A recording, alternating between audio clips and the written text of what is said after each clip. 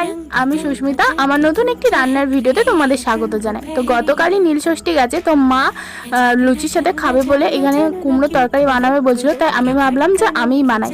তো আমি যেহেতু বানাচ্ছি তাই ভাবলাম তোমাদের সাথে শেয়ার করি।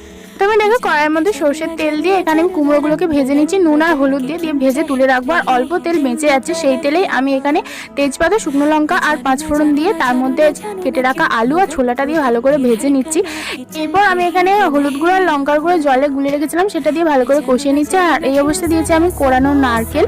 এখানে জানি না ভিডিওতে কেন এরকম লাগছে, কালারটা জানি না, তোমরা একটু অ্যাডজাস্ট করে নিয়ে যাই হোক। তারপর ভেজে রাখা কুমড়োটা দিয়ে ভালো করে সব কিছু মশলার সাথে কষিয়ে নিয়ে আমি অল্প একটু জল দিয়েছিলাম। তারপর আমি এখানে জিরে আর ধনে ভেজে গুঁড়িয়ে রেখেছিলাম, সেই গুঁড়ো মশলাটা দিয়ে দিলাম। আর এই ভাজা মশলাটা দিয়ে দারুণ একটা সেন্ট আসে। তারপর এখানে মিষ্টির জন্য অল্প একটু চিনি দিয়ে দিলাম, আর তারপর দিয়ে দিয়েছি উপর থেকে কোরানো নারকেল। ব্যাস, কুমড়োর ছক্কা কিন্তু একদম। তোমরা নীলষষ্ঠীর উপবাসে কি খেলে?